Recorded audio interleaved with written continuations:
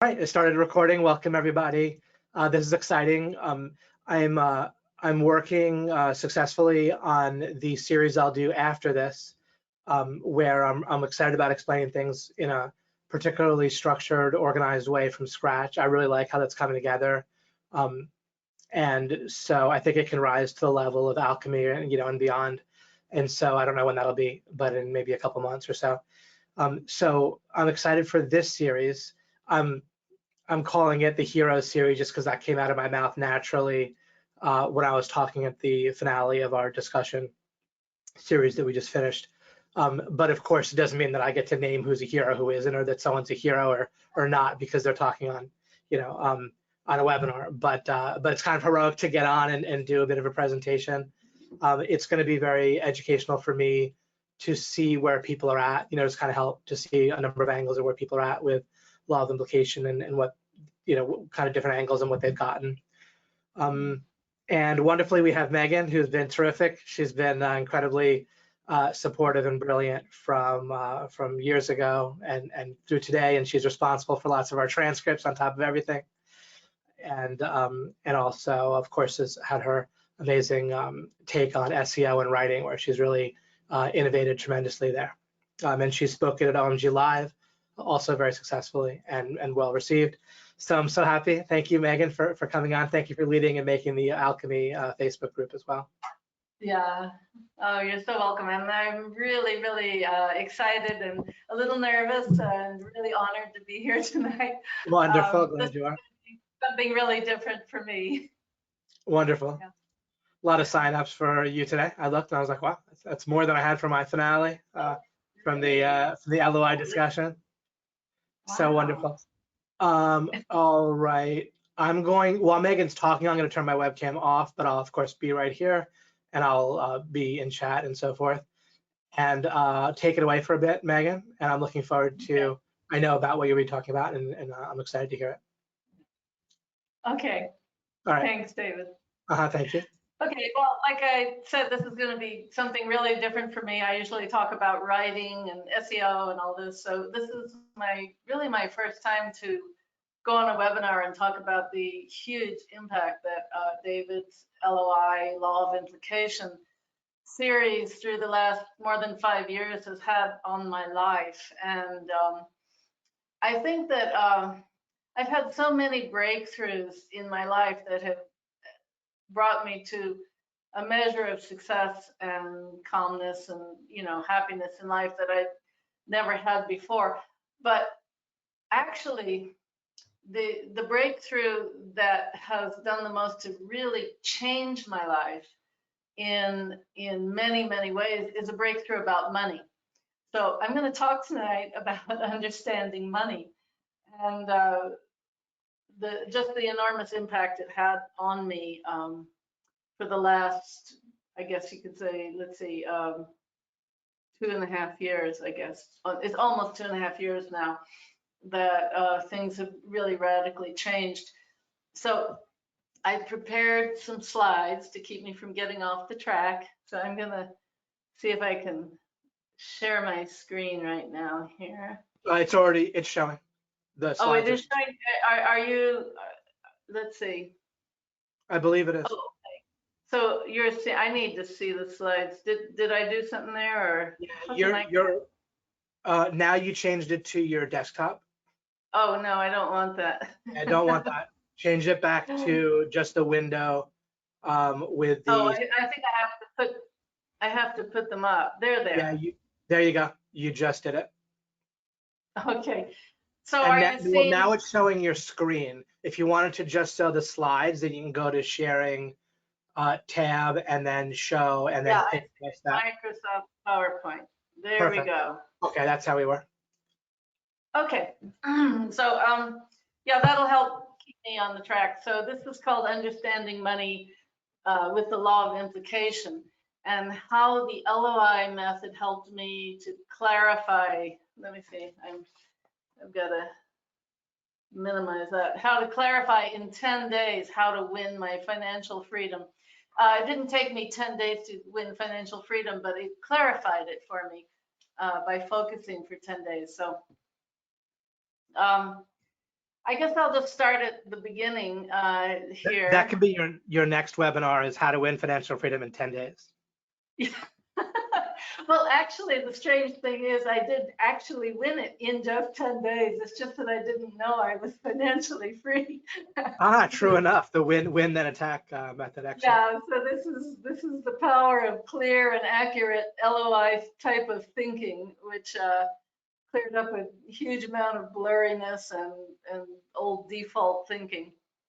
So I've kind of put this in.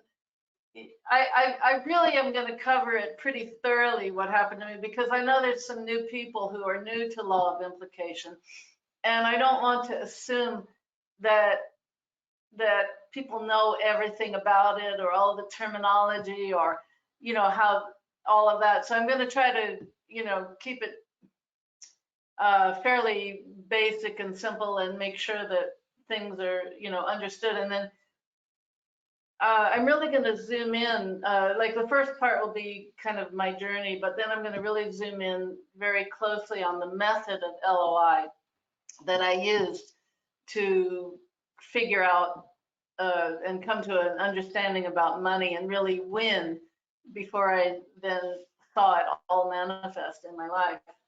So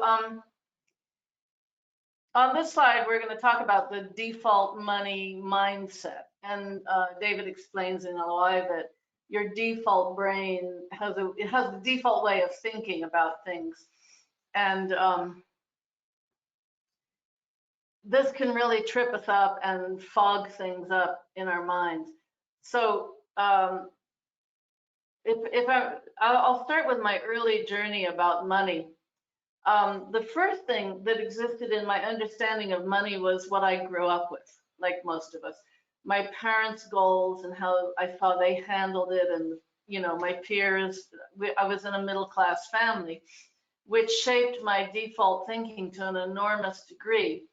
And that particular environment I grew up in was a major factor that held me back for decades from going, beyond that. And actually, for my generation, the 60s and the 70s, for years, I actually went to the extreme away from possessions and money.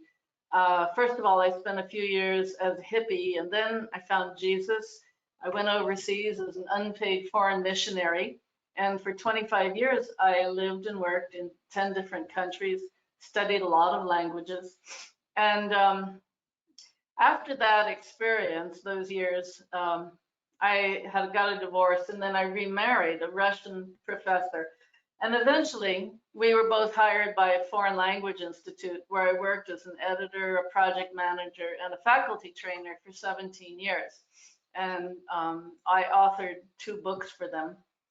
So while there, my salary grew to about $100,000 a year. And I put as much of that as I could into a 401k type of savings account.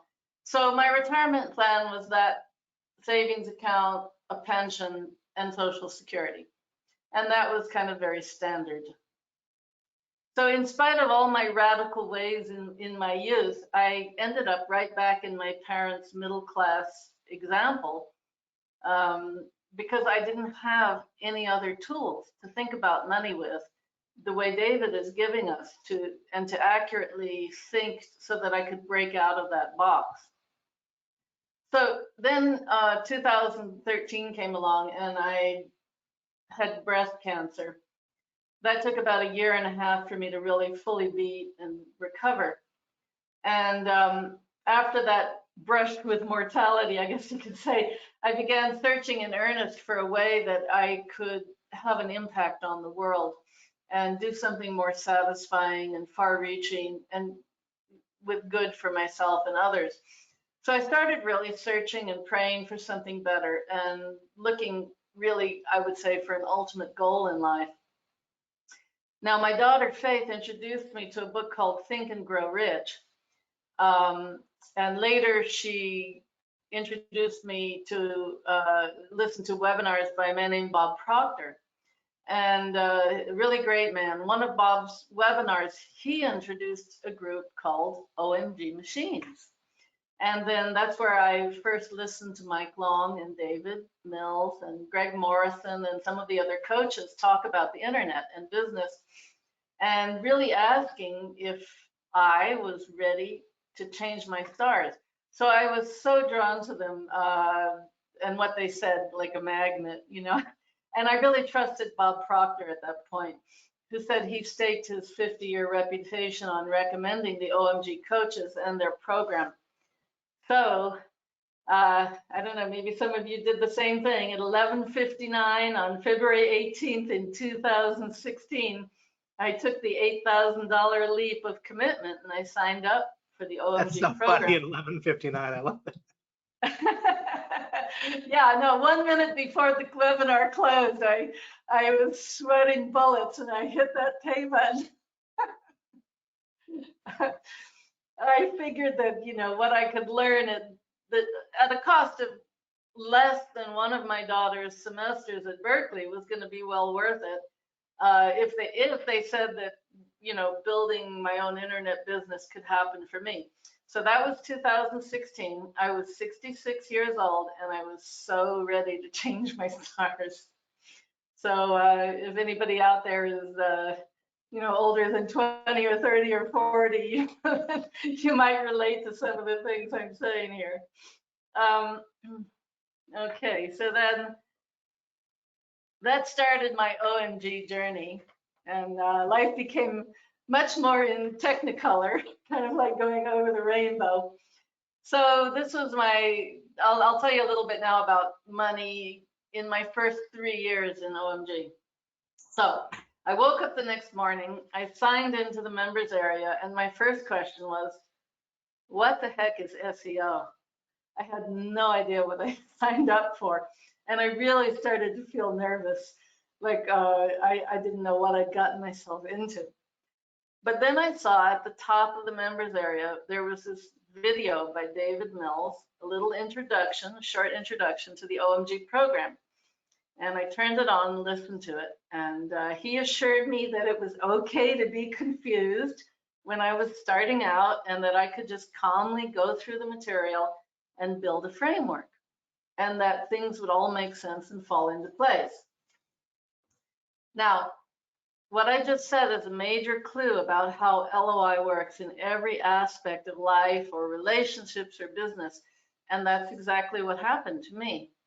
So over the next 3 years, I built an offer to write SEO optimized content for people's websites, and that evolved quite naturally into writing an online course for my fellow marketers in OMG to demonstrate how I was ranking websites using SEO content.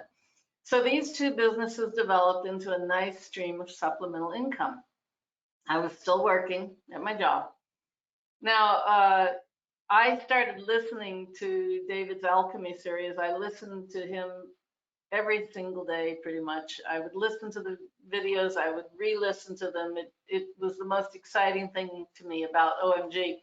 And I guess in a way, starting those businesses was just like I was trying to apply LOI and kind of prove it in a sense, instead of just trying to make money or run a business. And the more I applied LOI, the more successful I became.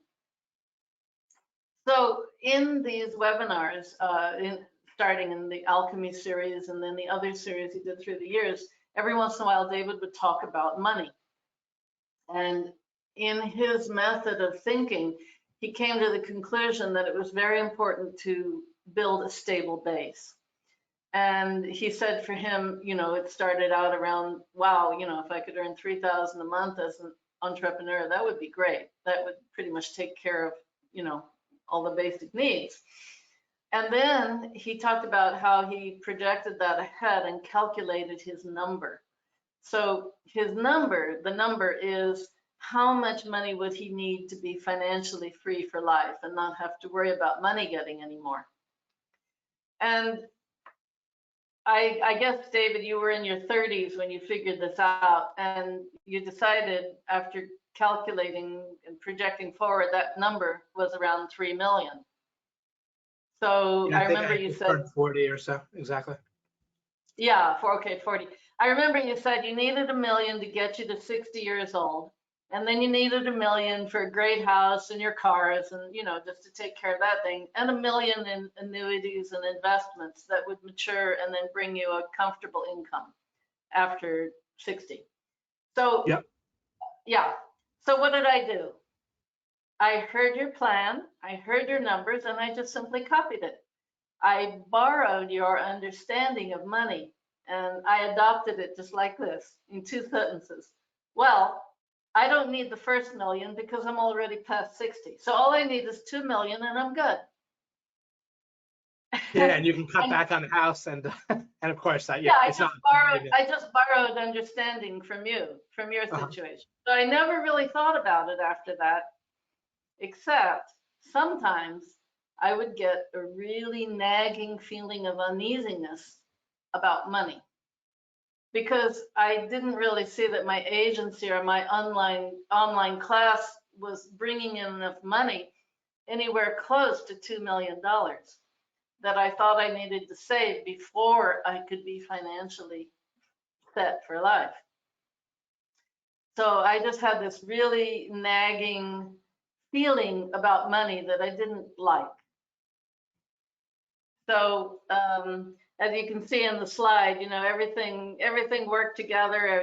Everything was building. I was listening to David. Everything was going great, except in this area of money.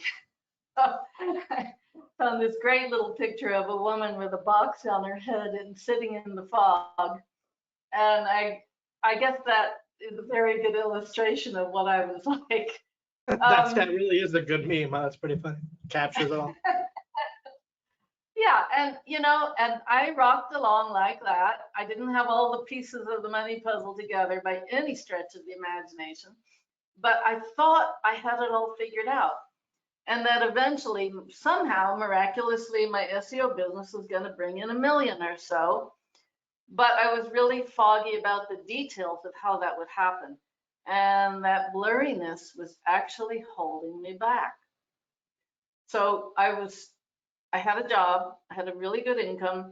So I felt like I had a stable base and that everything was covered there. And that was another vector that was actually working against me applying LOI properly to money because I didn't take the time to really look at it and think about it. So I never really sat down. I never really applied the method of law of implication to look at all that blurriness and all that default thinking. I didn't try to tease it apart and ask, where is that uneasy feeling coming from?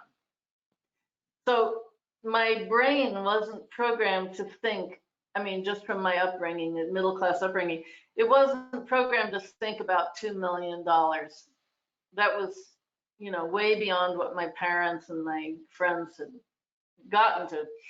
My dad was in the military. My mom served the community with social work. So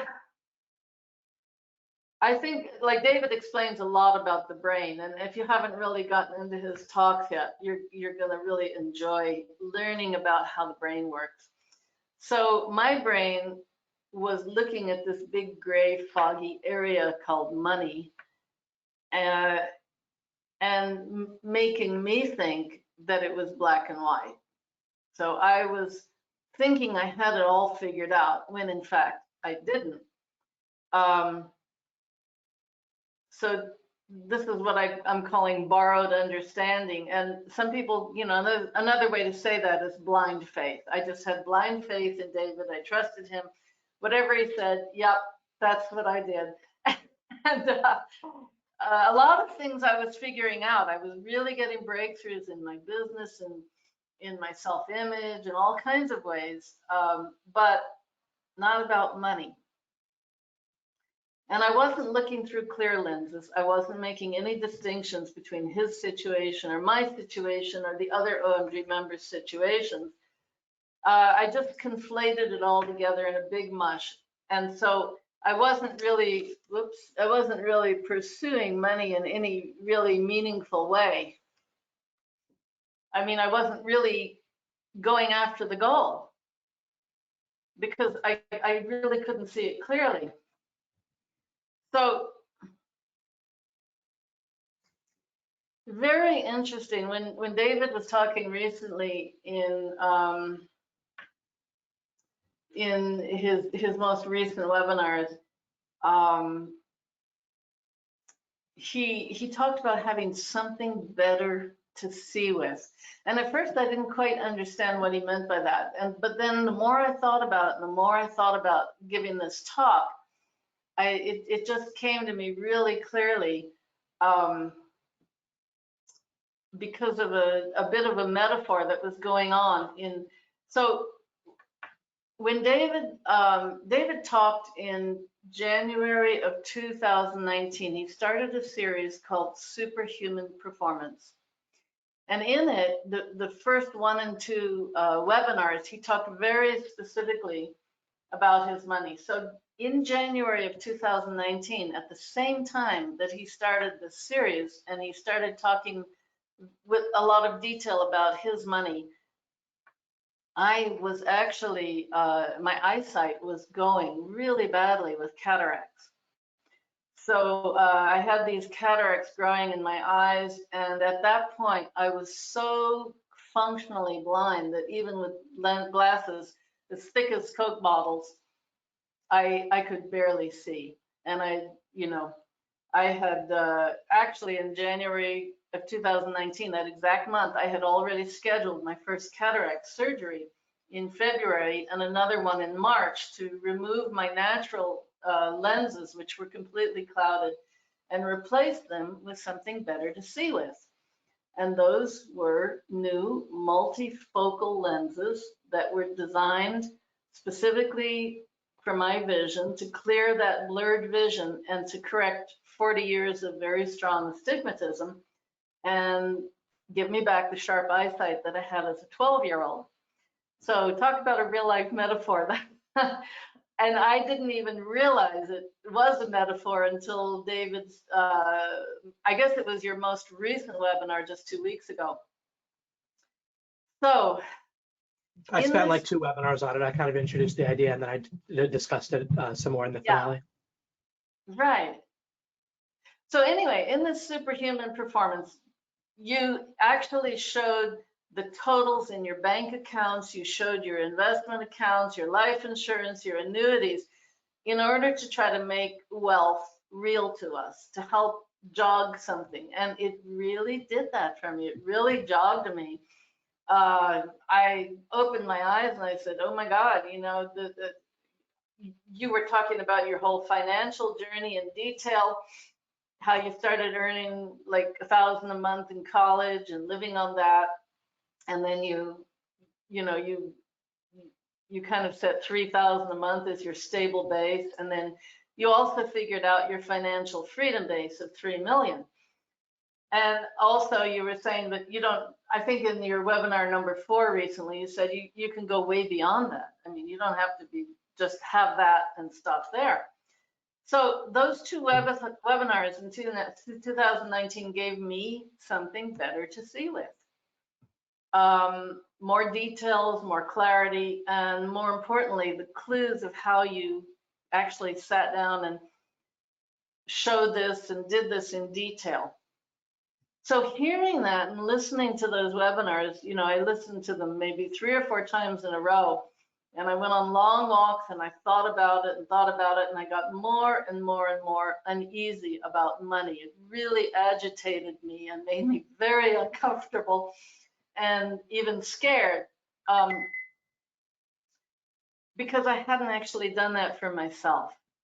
And what those webinars did was it made me aware of my own blurriness about my money situation.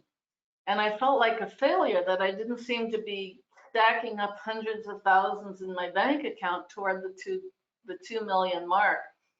And I hadn't really figured out anything at all. And therefore I realized I'm not even pursuing the goal because I'm not seeing it clearly. So my brain had been fooling me into thinking I had it all handled.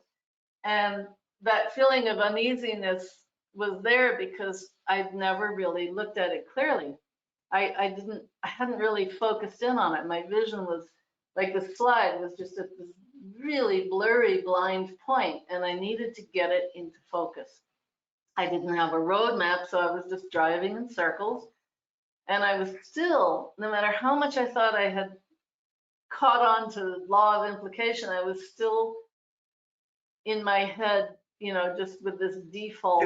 Megan. Yeah. Megan, this slide helps to point something out and what you're saying. And it's so clear what you're saying. You're so good at this.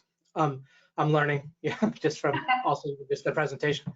But anyway, with this slide, what's interesting, what we experience that's so insidious is that, see, on this slide, we can see how the word focus is blurry on top. Right. But what our mind will do is tell us that it's clear, if that makes any sense. Even like if you look at it from the right, if you examine it, it'll clearly be blurry.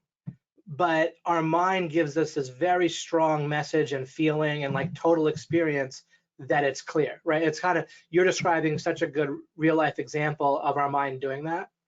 Yeah. But that's like the root of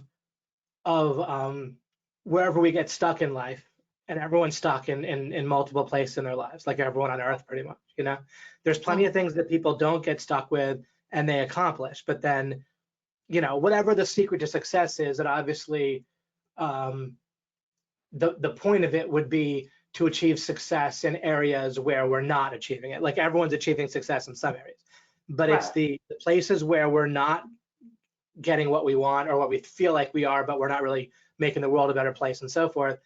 It seems like it's in focus when it's not. Like on the slide, we can see that it's not in focus. Yeah. And so, but it's those areas where you can't see, and you're describing that, where it was obvious when you stopped and really looked at it that it was blurry, but you felt like it wasn't for a long time, and you're describing that so well. But I want to really point that out, that the real kicker or whatever, the real thing is where it feels like it's clear. It's really, in one sense, very easy to see that it's not but for years it felt clear to you. Right, exactly. Within a few minutes or a few days, you realized it clearly was. Like there's another kind of mental place or whatever that you stood, and it was clearly blurry, so to speak. I don't know, clearly blurry is the right phrase, but it was blurry. Yeah, it was clear that it was blurry. Yeah. Right. But it's those places where places that are clear and places that are blurry basically feel the same. That's our problem. That's our fundamental problem with success, is that blurry things feel and seem clear to us, like that, because we don't want, like, the foundation or the box that we're in, it feels like, oh, this is clear, this is right, and it's not. And learning what to do about that, and you're sharing an experience that's like an exact example of feeling of working of experiencing both ends of that and working your way out of it, so it's perfect, but it really gets to the heart of things. And that to me is the meaning of getting something better to see with. It's like this was hidden from me because I was avoiding getting clarity. Maybe my brain was avoiding it. I thought that if I looked at money closely, it would hurt me, or it would make me feel like a failure compared to all the other OMG superstars. You see? So it was hidden from me. Yeah. And that's what our mind does with all these things. Exactly. Since we're 1 month old, your mind has been making you feel certain. Sorry if my audio is your superhuman performance, those two videos where you just opened up and showed us how much money you had here and there, and it didn't really matter, how much it was. It was just that all of a sudden I had something better to see with. I was like, oh, whoa, that's clear. yeah, I really had a sense that it would do that. Of course, it's an odd thing to do that.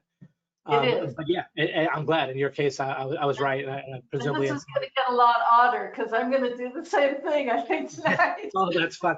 Well, if you think about it, what is it about our upbringing that matters? It's kind of the only real clarity that people have. It's the same reason why the relationship their parents have, or if they're divorced or not, is such a big deal for people relationship-wise as they grow up.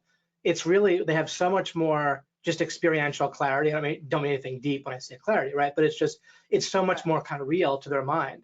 And by opening up and showing you exactly my money, then it gave you almost that same experience, you meaning anyone, not just you, but it would give viewers a weirdly same experience to just their entire growing up. It could almost reset their whole upbringing, because I was giving them a clarity that culturally, we're not supposed to show, like talk about or whatever. So you just never get the clarity. Things we don't talk about, we're Yeah. purposely blurry on. It's the same thing in relationships. We obviously don't get it, like, I mean, maybe between girlfriends or something, but we really don't get clear about relationships. They'll talk about problems with people, with our friends or something good, but no one really sees it day by day. Mike Long, by the way, ended up staying with me years ago. Or this must have been 15, no, about 10 years ago, or maybe more. But he stayed with me briefly for a few days at my house because he was visiting the town that I was in that he didn't live in, and I was married. And he'd never, his whole upbringing or whatever, or just wherever he was, he'd never just seen two people being very pleasant and loving toward each other, like kind of effortlessly. Like we didn't try to be, it just naturally the way that my wife and myself act. And he'd never seen that before, he said, Wow. And the point is, though, it doesn't really, even sitcoms don't really show it. It's hard to, and so, Yeah, there's anyway. a lot of passive aggressiveness in sitcoms. Yeah, you just have to have, there obviously there's just a lot about sitcoms that, Smart remarks and all kinds of things, yeah. And there's sitcoms where people are nice to each other, but they're just certainly, anyway, it was a very different real experience for him, and that type of thing, right? Exactly. It's another example, though, of where we think we have clarity, we think we have a sense of how relationships go or how money goes, but the closest we come is our parents, who probably didn't give us a lot of specifics about their situation anyway, but we really don't have anything to draw from. We just feel like maybe we do, but we don't. Right. And I would say that was my first major breakthrough with money, was recognizing my blurriness, and that my brain had fooled me into thinking I had seen it clearly when I had not. So that was a major breakthrough right there. Just becoming aware of my blurriness about my personal money situation, and the fear that I wasn't gonna be able to make those millions, and I wasn't really, like the other OMG members, and I wasn't, like getting rich hand over fist quickly, So it was a little scary to look at it and to be real. But that's what made me sit down and decide I'm going to figure this out. So it took 10 days. I didn't know how long it was going to take me, but I went out, got a notebook and a pen, and it actually took me 10 days of focus, asking the questions that I needed to about my situation and how I was going to get there. So it was scary because I didn't have any of the answers. I didn't know if I would be able to figure it out. And if I did figure it out, would I be able to actually do it? Because, I was about to turn 69 in a matter of weeks. And at the rate I was going, I figured it could take me many years, even decades, to gather $2 million. And I just didn't think I would be able to physically sustain working for that many years more. And what for? Like work my ass off, earn a pile of money, and then die before I could even relax and enjoy it. So those were some of the questions I had been actively avoiding because they were a little scary. And so I don't know, some of you listening, you might be thinking, okay, she's 70 years old and I'm in my 20s or my 30s or my 40s. So whatever she's going to tell me isn't really relevant to me. And I would say you're absolutely correct. It's probably not relevant, my personal money situation and how I figured it out. And that's a very important point that I really want you to get, is that my situation and your situations and David's situations are probably very different. You can't borrow my money plan or anybody else's, but what you can do is you can fully apply the LOI method of thinking to figuring out your own money. And I'm telling you about my journey because, you know, for those 3 years, I listened to David's webinars literally every day, working to apply LOI to my life, but I was avoiding applying it to my money situation. So understanding that there were very important distinctions to be made about my personal situation and our coaches' situations and other people in OMG, that was a really big breakthrough for me. That my situation was different and your situation is different. So you'll probably want to sit down and figure out your money situation using the LOI method. So what exactly is the LOI method? I mean, this is something I want to really get into in this talk tonight. Because I can show you how this method of accurate thinking really clarified money for me. And I believe that if you apply the same steps, the same method, it'll clarify your situation in a way that will be absolutely life-changing. It's method that's important. I don't know if talking in detail about my situation is going to be that much help to you, except that generalizations don't paint a vivid enough picture. And like the problem we were just talking about, you know, some money is something that people very rarely talk about in any kind of detail, so it's always blurry.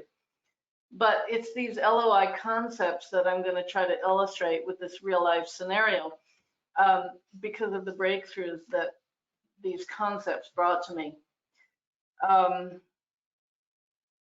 I think, you know, figuring out this money situation did more to really dramatically change my life, including having like a real calm confidence, clarity, clearing out all this clutter and stress in my life, taking the pressure off of me about what I do each day. It changed where I live and just gave me a lot of overall happiness with life. So of all the LOI breakthroughs, you know, that I was thinking about that I could talk about, this one about money has really had the most impact on well-being in my life. So this next slide is going to take us through the whole rest of the talk. Because this is the LOI method, basically in a nutshell as I applied it. And this is what I did for those 10 days. I really focused in on understanding money. After those 10 days, I knew what I was going to do. I knew what I wasn't going to do. And I had a plan A, and I knew what would happen if any part of my plan A didn't work out. I had a plan B, and then my plan even got better unexpectedly, and it really, you know, became easy. It's like I took 10 days to roll that stone up the mountain, and ever since then, the last 2.5 years, I've just been watching it, you know, roll down the mountain, and everything has worked out, and it's like magic. And I've been calm and quietly confident about money. It's all going the way it should go, and I haven't worried about money since. It's been a real joy. Every day I wake up and I know exactly what to do and what not to worry about.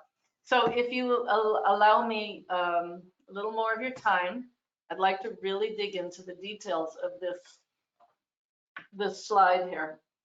This is awesome. This slide is incredible. This webinar is incredible. I love it. I'm riveted. So you're so good at this. Okay. Well, yeah, I want to tell you really exactly how LOI helped me, and I want to explain the concepts as I go, because I feel like that could probably be the thing that could help you most to figure this out in your life if you haven't done it already. And, you know, maybe I'm just really dumb about money. You know, maybe you'll listen to everything I have to say and say, well, duh, you know, that's so obvious. But to me, it wasn't obvious. And I've talked to a few other people, and money wasn't clear, but to them either, you know, and some of them were quite young and just starting out. And, you know, maybe I can save them 5 decades of blurriness, you know, if I can explain how this actually worked for me. Okay, so let's look at number one, asking questions. I would say asking good questions to open new conceptual spaces. So the first day of those 10 days, maybe even the first couple of days, what I did was I bought a notebook and a pen and I wrote down a ton of questions. Here's a sample. What is my ultimate goal? How do I want to spend the next 5 years, 10 years, 25 years? How long might I live and what do I want to accomplish? How am I going to do that? How much money do I really need as my stable base so I don't have to worry about money ever again? What is my number, not somebody else's? What are my current daily, monthly, and yearly expenses? What am I earning? What am I saving now? What is the current state of my Social Security, my pension, and my 401k? And what does it need to be? What are all my resources? How many years should I figure I'm going to live as a base calculation? How much income will I receive from annuities over the next 25 years? What other sources of income might I have from copywriting, SEO, and teaching? And how long will I be able to or even want to do that?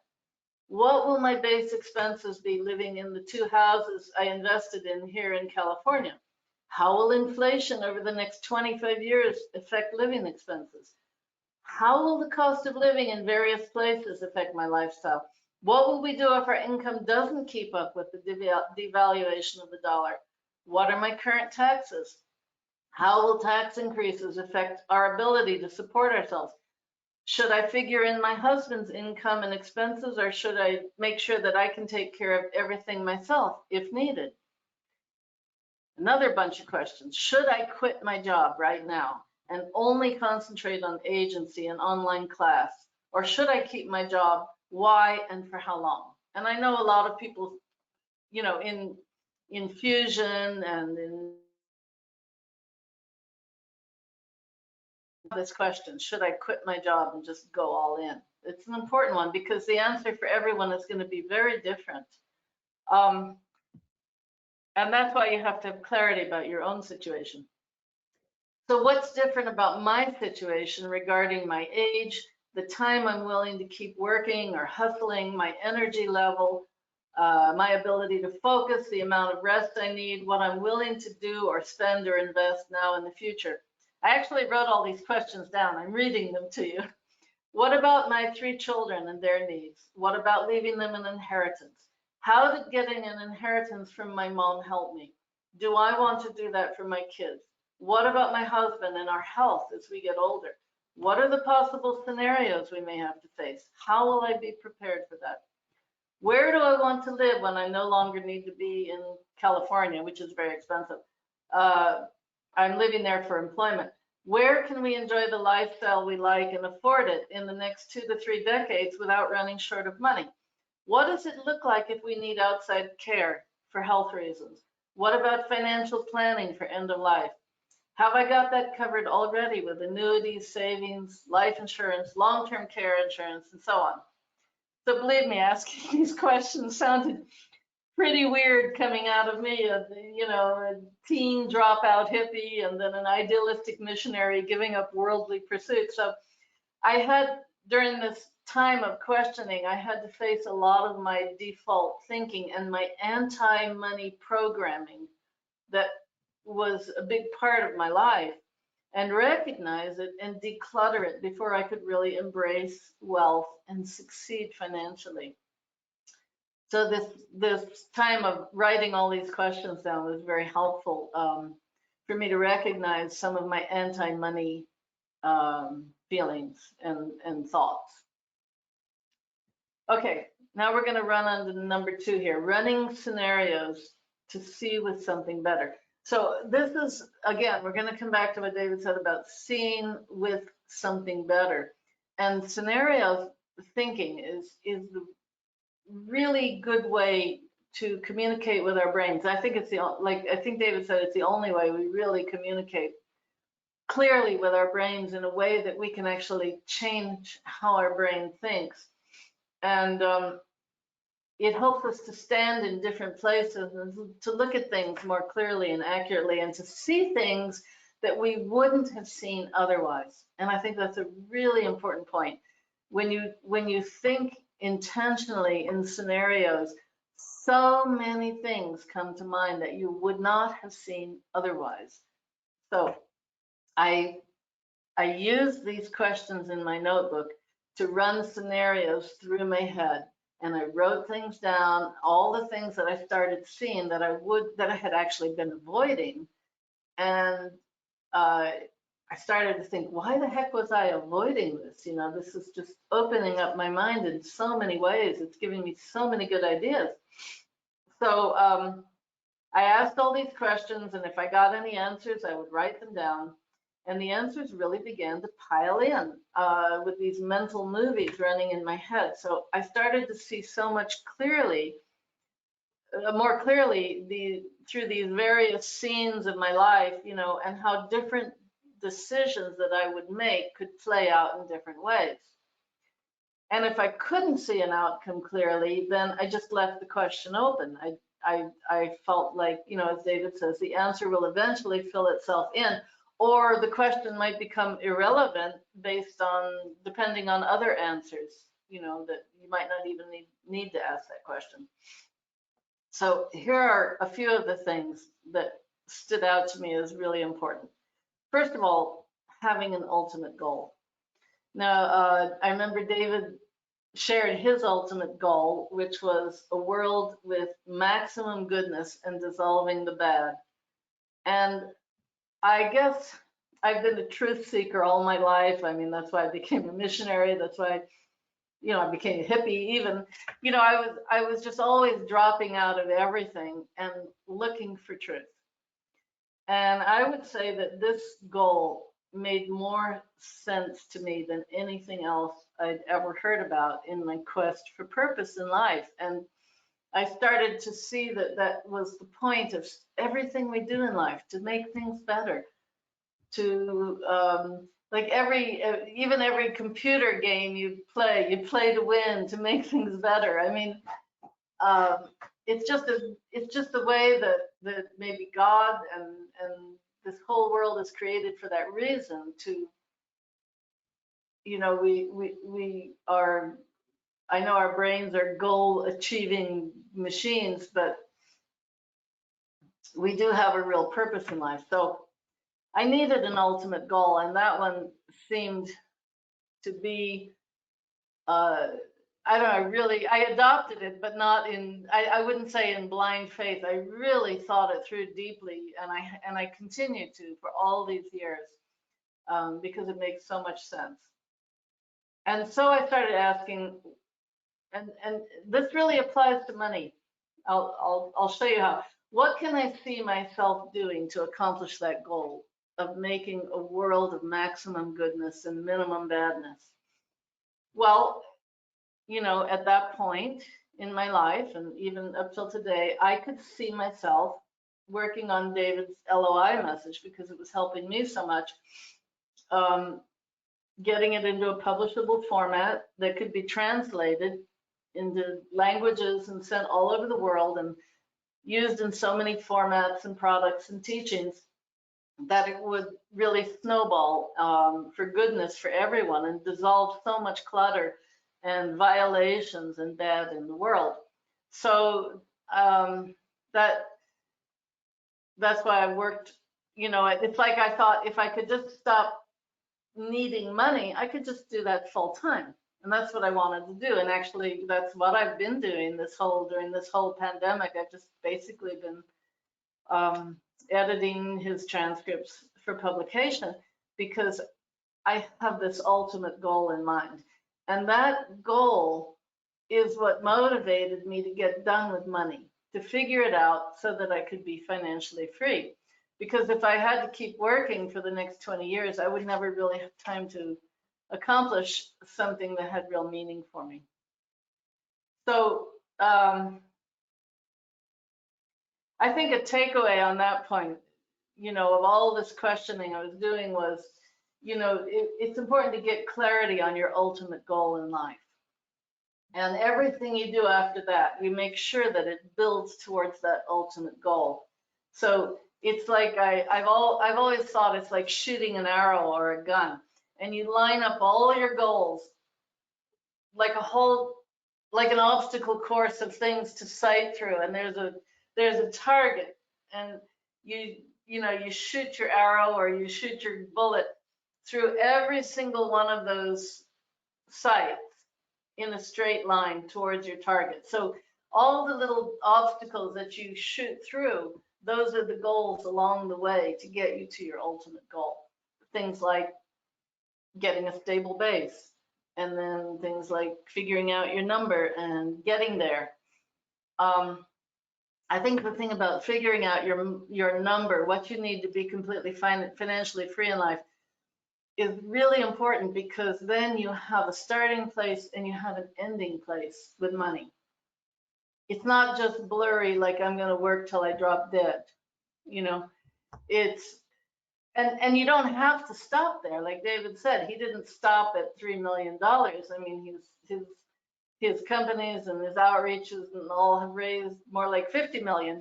So it's but knowing your number means that at that point, if you want to, you can stop and work on, what it might be that you really want to do. Okay. So to accomplish my ultimate goal, this is the next important point, I needed to finish money getting so I could be free to put my time into it and focus on it. And you remember that my age is probably much older than most of you. You might have a totally different approach to life than I do, but I kind of felt like my time as a resource was limited, and I really wanted to max it out for good. Okay, so my first focus was to get myself financially free. I was already financially stable, but I wanted to be free. So the takeaway on this would be to figure out how much you need for a minimum stable base, and then figure out your number and work on becoming financially free.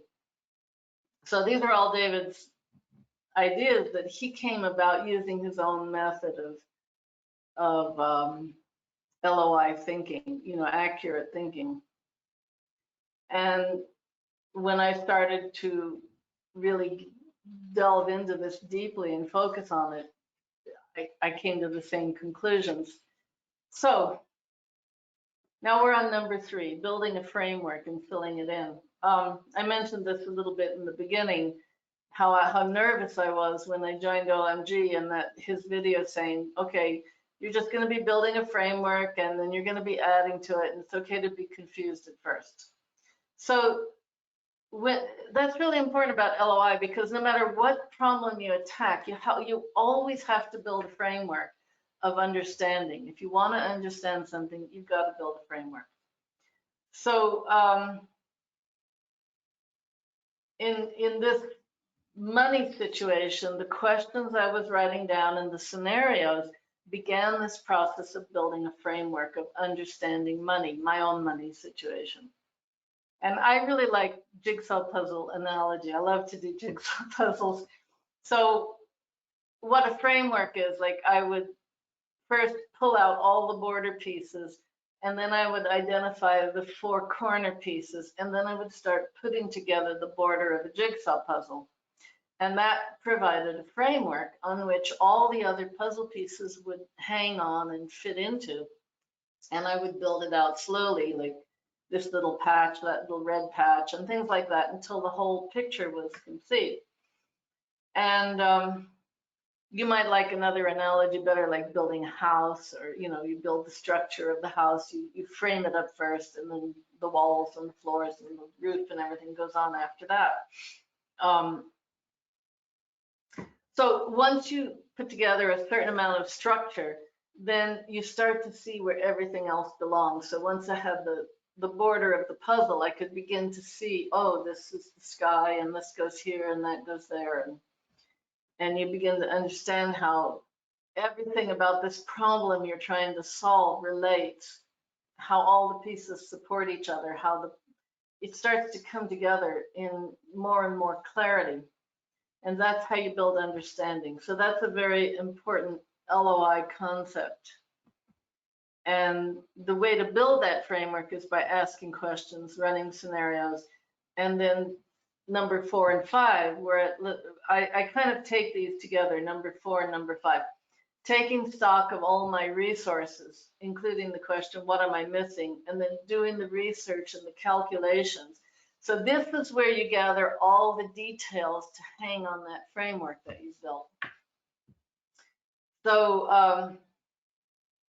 I started with resources, and I actually started with thinking about the possible number of years that I had left to live as a resource. And I set the base at 25 years because I was almost 70. So I thought, okay, 25 years, that sounds reasonable. And I've recently been following David Sinclair's lifespan book, where he talks about taking these supplements and adding an extra, decade or 2 or more to your life. So you never know how long that might be with our future and all the things that are being discovered. Excellent. Also, were you saying something, David? No, I was just chuckling along with you. Okay.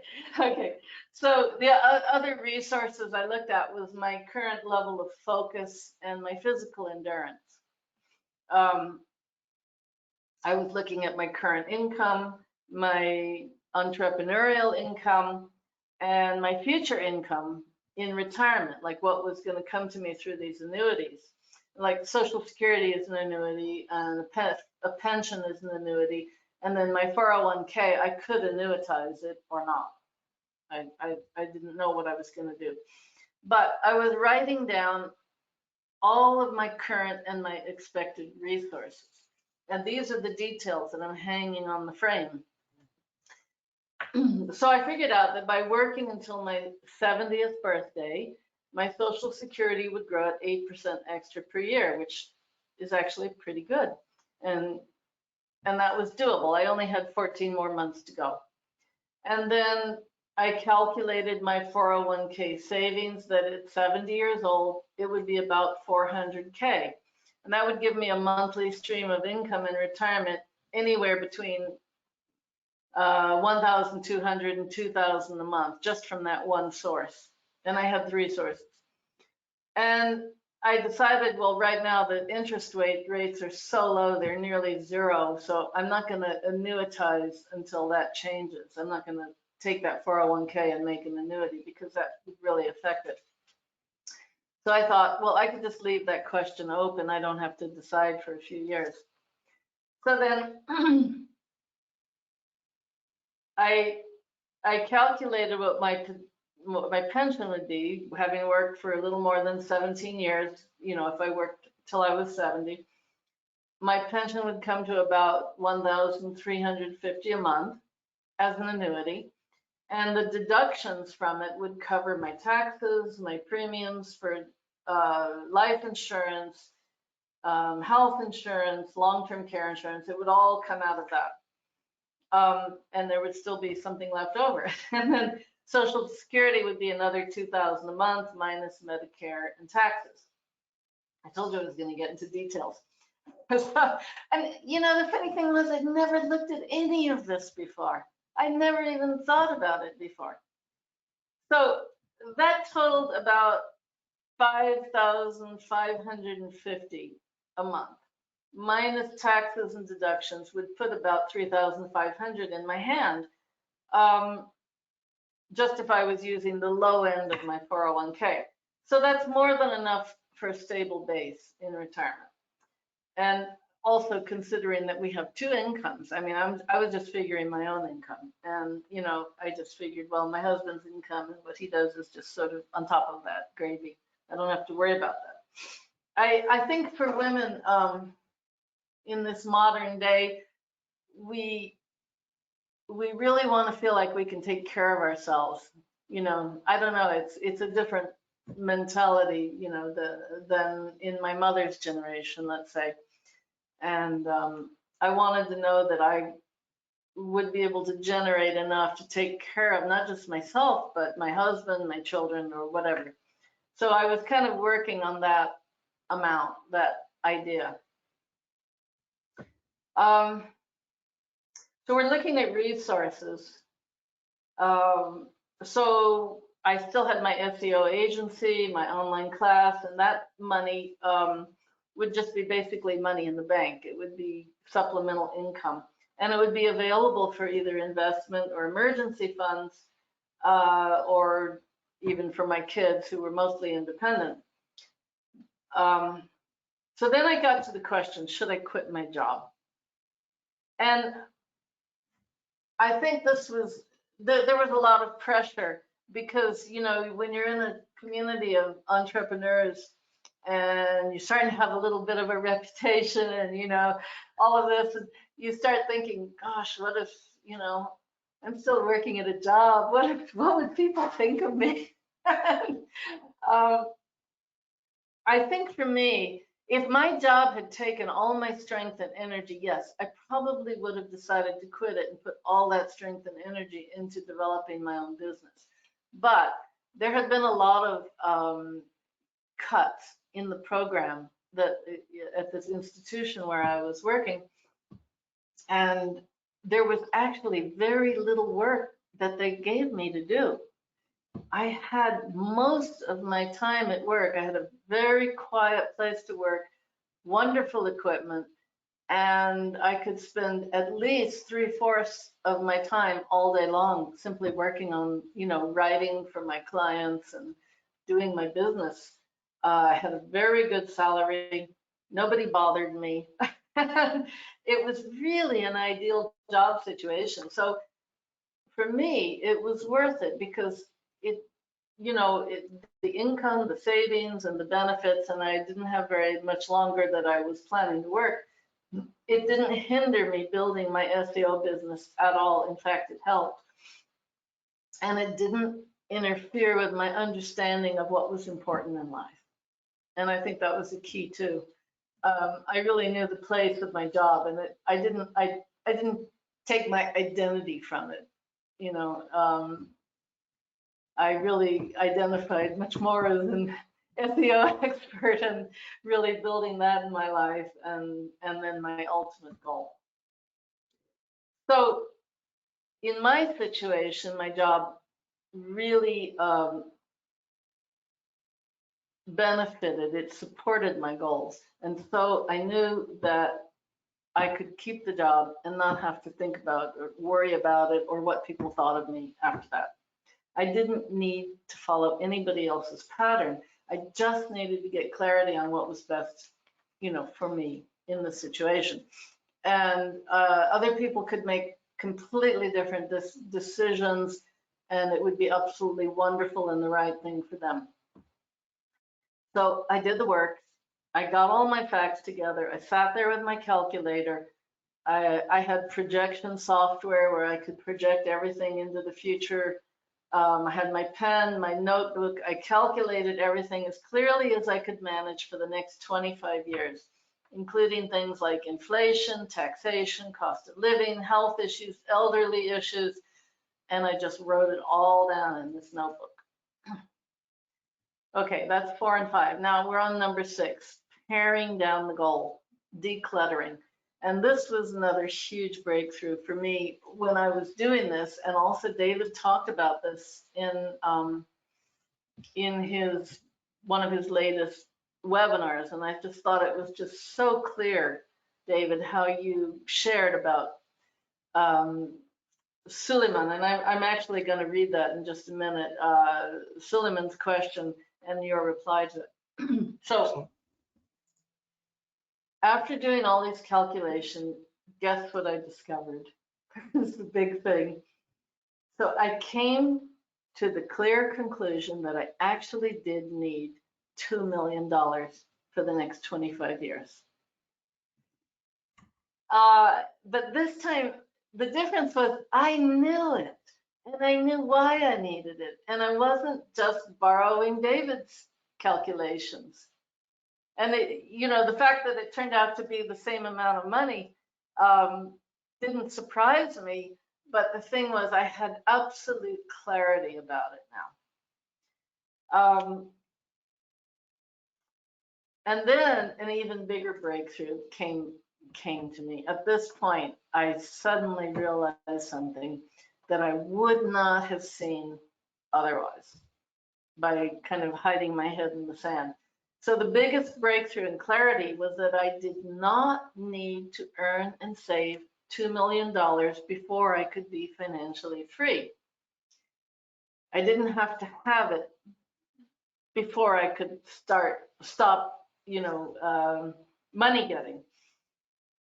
And by not taking the time to figure all that out and to project it forward and to look at all my income after I retired from these annuities, and to look at all these questions, I would probably still today be in the same blurry mess, feeling uneasy with no understanding on how to reach the goal. So what I saw was that with just my 3 sources of income from annuities, it would generate $1.3 million over the next 25 years. And that just blew me away. So I had, with a pen and paper in 10 days, I had pared down my financial freedom number by 1.3 million. That was already done. So for the first time, I realized I was already more than halfway to financial freedom and my money goal, and I just needed to be consistent and stick with it a little longer. So that meant all I was needing to look for now was 700,000 to get to the 2 million. So it's very strange. It's funny. I knew I was saving for the future, but I didn't have my number, and it just didn't seem clear to me. It's like it didn't compute. It was more like I was hoping I'd be okay, but I didn't know. And that's what this process has been such a help for. So this is a quote I wanted to read from David's latest webinar. I've already got this transcribed and edited, so I'm going to read a page here. So in this latest webinar, Suleiman asked David a question. He said, I have a goal of 15K per month from affiliate websites. And to him, it seemed like he'd been working on it for a couple of years and it was going really slow. So this is, again, we're looking at number 6, paring down the goal, decluttering. So David said, my original goal when I was starting an online business, if I could get up day to day and do something that would make me $3,000 or so a month, I thought it would be unbelievable. There's something about 15K a month from affiliate websites that seems like there are ingredients that are unnecessary. A total amount of money for your life to live in a baseline, moderately comfortable way is something that doesn't have to have unnecessary ingredients. A baseline amount of $3,000 a month doesn't have unnecessary ingredients. But $15,000 a month makes me wonder if part of it is to feel good about yourself or be able to tell other people or yourself that you're awesome.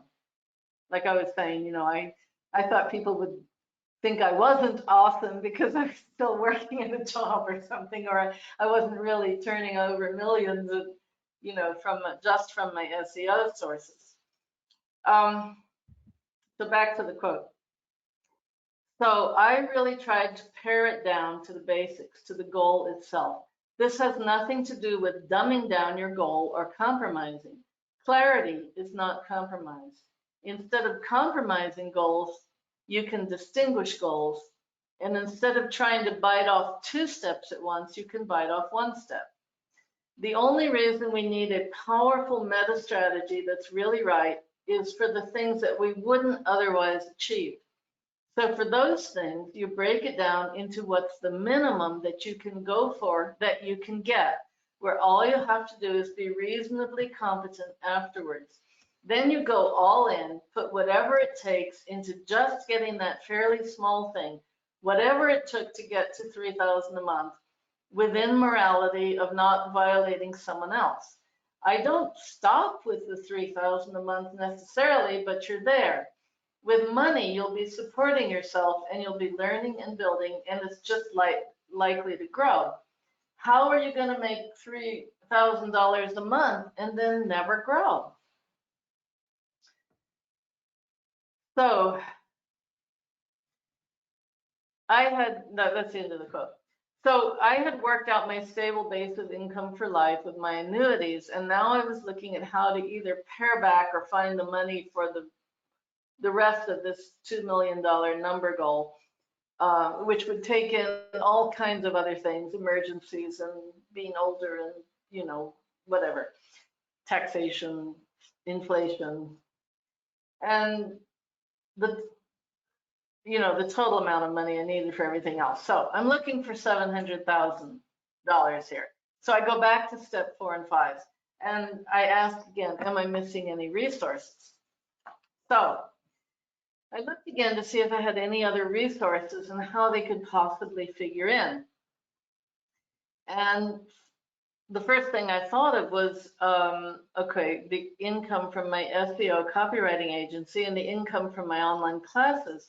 So it was there for me when I needed it, and I could add to the total. So I started to do a scenario. Let's say I had the energy to profit after taxes and expenses with as little as $2,000 a month. And I had the energy to do that, and I only needed to do it part-time for 10 years. So that could generate $240,000, or after taxes, let's call it $180,000. That's a really easy goal for me to do, because I can earn more than that, twice of that, just working on one website with the way I do my ranking, SEO writing and ranking websites. So that's an easy goal to achieve. Then I thought about something else. We owned 2 houses in California. And the reason we owned it was I got an inheritance in 2009, January 2009, from my mom. And I used that money to put down deposits. The total of the deposits on the 2 houses was about $180,000, $178,000. And so by luck, we bought these 2 old houses. They were foreclosures in the crash in 2009 and 2010. And I would say by luck, that's a very important principle. It doesn't come along very often. Real estate had crashed and was very cheap at that point, and we could finally afford it. So my deposit money was still in those houses, and it wasn't liquid, and that's why I never even considered it. In all the calculations I'd done, I still hadn't thought about that, because as far as I was concerned, the money was unavailable, and I was living paycheck to paycheck. I mean, I was putting a lot of money away, as much as I could. I was kind of maxing out my savings, and what was left wasn't enough to live on in California, so I was doing the SEO and making up for that. So I had this mentality of living paycheck to paycheck, and all of that, what that implies about scarcity mentality. And that was another thing that was really holding me back. Like, I always felt like I didn't have enough, or what if I didn't have enough, or what if this happens and that happens and I won't have enough. So it was just like running around in my head all the time, nagging at me and making me feel uncomfortable, when in reality it didn't have to be there at all. So according to David's, clear thinking LOI, one thing you have to take into consideration is luck, and getting an inheritance right at the bottom of this big real estate financial crash and real estate crash was just exceptionally good luck. And it didn't have anything to do with me being clever or having things figured out. I, was just lucky that it happened, and we decided to buy a house, and then this beautiful log home came along, and we bought a second house, and we had the deposit money to do it. So another lucky thing that happened is by 2019, the housing market, had ballooned, and those houses were now worth double what we bought them for 10 years earlier. So even though we were bringing in about $1,800 a month from renting the houses, it was taking a huge toll on me. I had to deal with renters and repairs and maintenance, and I had a bad renter who tore that rental house up. The rental house was nearly 60 years old and had a lot of really big expenses that were going to come up very soon, new roof, new plumbing. So for the very first time, I considered what amount of profit we would see if we could sell the rental house now. And then after retirement, if we left California, what kind of profit would we get if we sold our 80-year-old log home residence that we had? So, and that was in a really, really, it was like the cheapest house in the most expensive part of the Central Coast. So we had a lot of luck with real estate, I would think. But there was a block. The main block to me collecting back my inheritance and the profit it would bring was that my husband was a co-owner and he was really against selling the houses. And I wasn't considering selling them either. I thought that this rental business was good, but actually it turned out that we didn't profit much from it when I really looked at it closely. So I just decided, okay, well, my husband is not really on board with this, and so I'm just going to leave that question open. And it's there as a resource. If something changes, it's there. So but now I know it's there, and I know that we could sell these houses if we needed to. So it's very important. That's another important principle David teaches about leaving your questions open. You don't have to try to solve them and come up with an answer if you don't have one. Just leave them open and see what happens. So another point is that these steps were very fluid. I mean, I know I have them listed here 1 through 9, but that's not exactly how it happened. You know, I was going back and forth all the time and repeating some of them and adding more and more and more details to the framework. So then I decided, okay, let's run a scenario in my head and see what it would look like if we sold those houses. So first of all, I would recover my inheritance, and that's $178,000 in resources that I hadn't even been counting. And if they sold at what the current market price was, we were gonna realize, you know, a total between the two houses of about $500,000 profit. We split it equally. That would be $250,000 to me, plus the 170 or 80,000 of my inheritance. So that was a big chunk of money. And then I kind of added it all up, and I went, oh my God, we're millionaires already. You know, I mean, if those houses sold, we're like way over $1 million right in the bank between the two of us. But actually, I calculated it out just for myself, and I had gotten my number up to 630,000. So I thought, wow, I'm only 70,000 short of my 2 million. And you know, that I have, like, let's say, projecting out for 25 years. So by finding and calculating in more resources, I just pared my ultimate number down again, and things were getting really exciting for me. So now we're in step 7, winning first. So plan A, plan B, and reserve. Basically, my plan A was my annuities and things like that, my SEO income, and the plan B was the houses are there in reserve, you know, and that's almost completing everything. And so, gosh, hope you're still keeping up with me here. Okay, so I was projecting everything out, looking at all my resources, and I went from being 69 years old and thinking I still needed to earn $2 million to realizing, hey, I just need 70,000. I just need to find 70,000. So that's really possible to to earn with my SEO agency, or maybe just investing some money, annuitizing it, and living long enough to get it back with interest. So all of a sudden, instead of being, this whole money question was not scary and blurry, I was really excited and happy that I'd almost already won, and I just hadn't realized it.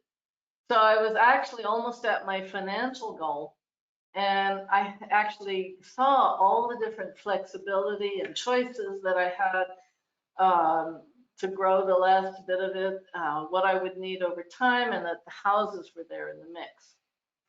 And then I remembered another resource, and so the more you go over these steps, the more and more it becomes. I remembered that when I had converted, I had about 278,000 in term life insurance, and my insurance guy, had advised me to put some of it into whole life insurance, which I had done some years before.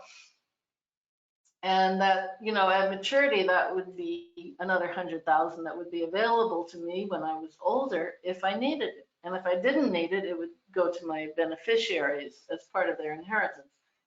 So all of a sudden I realized, hey, there's another 100,000 in the mix at some point in my life if I need it. That was like a missing piece of the puzzle.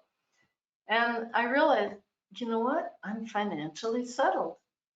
So if I hadn't asked these questions, and I hadn't run the scenarios, and if I hadn't done the calculations, which only took 10 days, I would never have realized, even to this day, that I'd already won. And I think one of the key LOI questions that you can always keep in mind that helped me is, what am I missing? What am I missing? Is there anything else I'm missing? And it's amazing how much power is in that question. So now we're on number 8, taking action. So at this point, I knew exactly what to do. There was no more blurriness. Don't quit my job yet. Retire at 70. Max out my annuities and my savings. Keep my SEO agency work going and my online class for supplemental income. Look for a more reasonable place, that's less taxes than California. Stay open about selling one or both of the houses and how that might happen. And this boulder I was rolling was at the top of the mountain. And all I had to do really was just show up and be competent and just look for opportunities. So step 9, watching the stone roll down the mountain. So I had all this clarity. I thought, it just can't get any better than this. But it did. First of all, my mind was calm, and I stopped worrying. I haven't had one uneasy day thinking about money since. It's been, I don't know, more than 2 years now. 2 years and 4 or 5 months. I began enjoying life.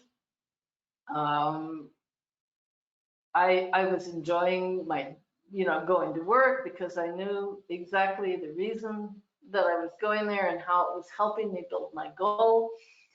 I put in my retirement date. I submitted it 30 days after my 70th birthday, and I retired. Well, let's go back for a minute to 2019. I went in for my first cataract surgery in February, and I got this clear vision in one eye. And the difference between the seeing eye and the blind eye was absolutely astonishing. I realized that I hadn't seen so many colors in years. I hadn't seen white or most colors of blue or green for years. And I would walk into a room like, why don't we turn the lights on in here? Why do we buy these, dull bulbs? And I realized I didn't have to have 100-watt bulbs in every room to see. And the other astonishing thing was, in this log home that I lived in, for the first time in 10 years, I saw that there were cobwebs everywhere.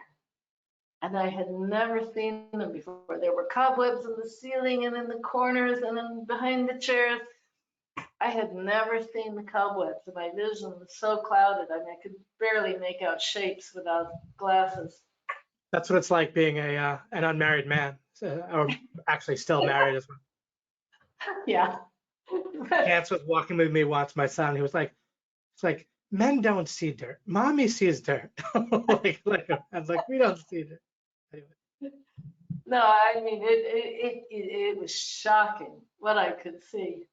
And it was also so beautiful to look out the window and see every leaf on a tree when it had just been a sort of a green blur before, you know. It's just absolutely stunning. And I think it's just a wonderful parallel to getting a clear vision about anything that the LOI can, you know, can do for you. It can help clarify things and just make life so much more beautiful. And then I had my second cataract surgery in March of 2019, and you know, it just, you see, I'm not wearing glasses anymore. I can read, I can do everything. It's just wonderful, and I That's can awesome. see the whole full range of colors. So I just never stop appreciating that. So something else really wonderful happened. I was looking around for years where to retire, like where do I want to live when I can finally get out of California, where it's just, you know, horribly expensive and taxes are through the roof there. So I've been looking for several years at less expensive states like Florida, Nevada, Tennessee. And I'd also been considering some Latin American places, but I didn't feel really certain about any of them. But in 2017 and 2018, I went on what are called pilgrimages, where you walk on these pilgrim paths that are like 1,100 years old. People were walking on them in the Middle Ages, you know, the kings and the popes and the queens. Everybody walked these pilgrimage paths to a city in Spain where the Apostle James is supposedly buried. And there's these paths all over France and Spain and Portugal. So in 2017, I walked in Spain, northern Spain, to that city. And in 2018, I took my husband and we walked for 2 weeks from Porto, Portugal to Santiago, Spain. And on the way, we fell in love with Portugal. It was so beautiful and the people were so wonderful. It was just like this wonderful, you know, hidden, you know, this secret place. Nobody had ever really, I don't know, I'd never really thought about it or considered it, but it was so warm and welcoming, and it has this wonderful Southern European lifestyle. But the great thing is Portugal has a retirement plan where they offer you 10 years tax-free because they want to attract people to come and buy property and or rent or, you know, and you spend money there. And on one of our scouting visits, when we started talking about this idea of, hey, why don't we retire and move to Portugal? We learned that pretty much every expense there, except for cars and maybe electricity, was 1/4 the cost of living in California. So I thought, that would really stretch the retirement income at least, you know, not 4 times, maybe 3 times farther, because we would have maybe more airplane flights and stuff. So we could maybe just exist there easily on Social Security and not even have to use all of our resources, you know, and then but draw the money out and put it in the bank. So if we decided to stay after the 10 years tax-free was up and then we get hit with these higher taxes, our actual, you know, income would be quite low, but we still have lots of money in the bank. So I thought, wow, that really, you know, makes things look even better. You know, I mean, maybe I don't even need the whole 2 million, but I'll still have it.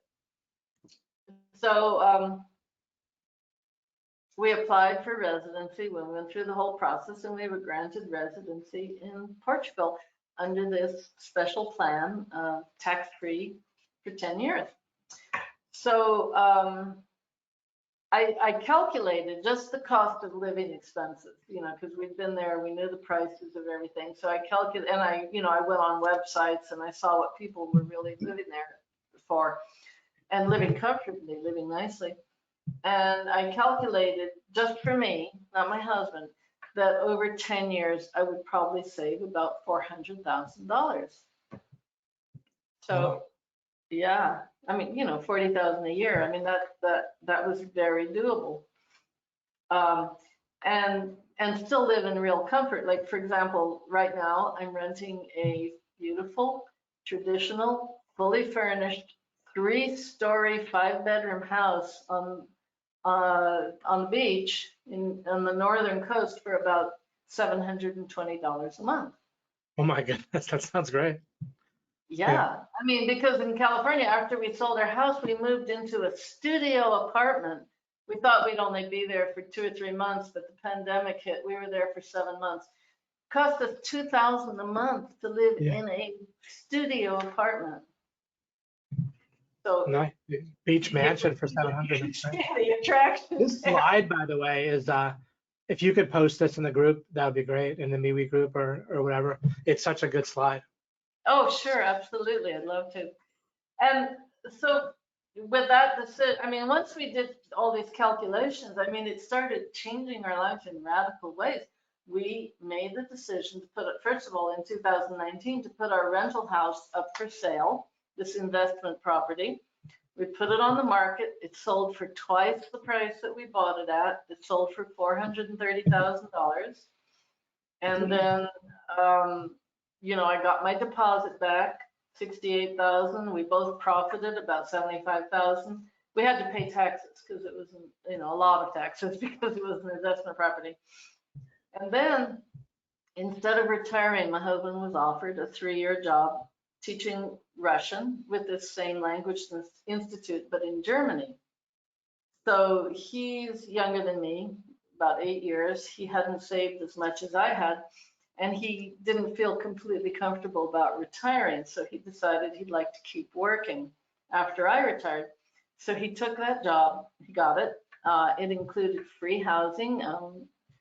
I'm sitting in this house in Germany right now, as a matter of fact, another 3-story house, absolutely gorgeous, all newly renovated, and he gets that free with his job. And they also shipped over our car, our household furniture, and, we brought our dog. Men come through sometimes after all, even if you don't count on them. Men come through sometimes after all, even when you don't count on them, they Oh, still yes, they do. never. Well, I mean, it just seems so obvious, when I started explaining, This has been an incredible story, and the detail. The point is the detail. I mean, you've shown what the method is, how to use it. I don't know, just unbelievable. And then it gets better and better. I mean, once you got something clear, then everything else starts to look clearer too. One of the ways I put law of implication in general, is you start with what you know and you build from there, continuing to have the building blocks be what you know. But Right. as your story illustrates how you didn't realize you were starting with blurriness, right? Exactly. And then you can't build, right? And then you start with something clear, and then clarity keeps piling up, and it's Right. it's awesome. Another thing that was interesting is that once you started thinking, you knew how to think. You just didn't, about this topic, you didn't realize to think about it. Exactly. Like when you started just adding up your money, what you needed, you already could do that. It's like financial planners. They'll basically walk somebody through Yes. making a plan, but the actual making the plan is basic math, right? Like it's that, like we could all be a financial planner if we just got over like their whole service is just like doing the plan with you, right? But doing the plan itself, pretty much anyone could do. It's like you add up how much money you have, you make, what you spend. You know what I'm saying? It's all the most basic common sense and basic arithmetic. But I don't know, just top to bottom, there were so many layers to why this is such a great talk. Yeah. Well, it's like I'm trying to use it to explain LOI because that's what's made the impact in my life. Yeah, of course. Anyway, right. so we were. Yeah. He got this job in Germany, and so then we decided it would be better to sell our residence too, rather than trying to be long distance landlords, right? So we put it on the market. It sold in one day at double the price we paid for it. about 743,000. So I collected back another 110,000 of my deposit, and we both profited, you know, about 175,000 each with no taxes. Easy peasy. So what had seemed impossible, just, it was like that stone just rolled down the hill and it worked out. It filled itself in. It was super easy. And by now we both felt that everything was just working like magic. Whatever we put our hand to was working out. It just seemed almost miraculously. And it was such a difference from this sort of stress and stumbling around that we've been doing. And my husband, who is not an LOI follower and prefers to remain so, he was really surprised at how things were working out so beautifully and profitably for him as well. And he's very pleased with the smart decisions he's made. Great. That's really fun. Right? So Nice. now I'm starting my second year of retirement from the job. I've spent most of the time, you know, editing, and my close friend Donna Rose, we've been, you know, friends for 40 years, and she's now my agency partner. I trained her with the Write and Rank course that I offer, and she's pretty much running my agency and doing most of the writing and earning most of the money. So she has a source of income because I've been busy with the transcripts, but now I'm getting new members in my course now, and I recently there's some new, you know, opportunities where our agency, where Donna and I will work together, and there's some opportunities that this agency might really grow and become something really big. And so I don't have to stop at my number. You know, I can jump back in and do this. So I can keep going and go well past this, but there's no sense of desperation or neediness anymore. It's just fun. It's really fun. That's so great to see. Recently, Faith, my daughter, she reminded me about, she's into all kinds of ways to invest and stuff. She reminded me about cryptocurrency, and she asked me if I'd cashed mine in. She thought I had. And then all of a sudden I remembered, oh, I have another resource that I had completely forgotten about. So in that big cryptocurrency crash at the end of 2017, I thought, hey, you know, crypto is really cheap. It's a good time to buy Bitcoin and Ethereum. So I had about $16,000 that I thought, okay, if I lose it, it's not gonna knock me out. So I put it into crypto, and then it's gonna be like 100, right? That 16,000 shrank to 4,000, and I was really kicking myself. I remember, David, your explanations, don't gamble with money. And I felt so bad. I decided, oh gosh, that was a hard lesson. Well, I only say don't gamble if you don't want to gamble. Like gambling is perfect. I have nothing against gambling. You just don't want to think of gambling as investing. Those are two different things. No, gambling is not investing. And right. So I thought, okay, well, yeah, I got a little overconfident and I lost it. So I left it in the cryptocurrency because I just said it's a total loss. I don't have the heart to go and collect the $4,000. Yeah. You know, it makes me feel so bad. So I just completely forgot about it. I'd written it off. And then when she reminded me just a little while ago, I opened up my cryptocurrency app and I was shocked to find out it was almost $100,000. Yeah. So, there's another resource that just popped up. Yeah, the reason I personally didn't, I totally think it could be great for people. Obviously, with me, this goes to your point about individual answers are different. You know, when it comes to things. With me, if I have money and stuff that's shooting up and down like big time, even if it goes up, it kind of draws on my psyche a little bit, if that makes any sense. Like I just didn't want to be like riveted to, oh my gosh, what's Bitcoin, you know, at today. But that could be super nice for other people. I just wanted money coming up my mom. Because I'm already financially set. That doesn't of course. It's great to be. Yeah. And I have it similar with gold. Yeah. I mean, so I have that stuff in my life where it does, Yeah. yeah, exactly. But Yeah, so absolutely. it's not So really congrats that on that. you're making me nervous or upset, or it's just like, wow, Exactly. Yeah, it's just nice. Exactly. that's nice, that's cool. Well, anyway, we're on last slide here, and this is Ah, passing it forward. This is really the fun part, and I guess because I went through this whole experience, and over these last couple of years, I really, it's been so freeing and such a joy and so life changing. And here we are living in Europe now in these two beautiful houses. So much good has come from it that I really felt like I wanted to share this with people. And so I guess this is one way of passing it forward.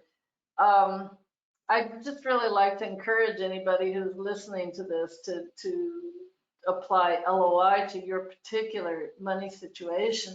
Ask those tough questions and try to understand your own situation. Like, how will you establish your minimum financial base? And then what is your freedom for life number? And what is your ultimate goal in life so that you can build and stack these wins and breakthroughs in a way that can get you there? And there's another member of OMG that I started having some phone call conversations with in 2020, and we talked for hours about LOI. And I told him how I got to a clear understanding with money and how things, were really falling into place. That was over a year ago. And then just a few days ago, I got some texts from him. And he said he recently did something similar to what I had been talking to him about a year ago. He thought through, and actually, I guess he had listened to your recent webinar, David, about paring down the goal. So he decided to sit and really think that through, and what do I need for the bills and the rent and all of this.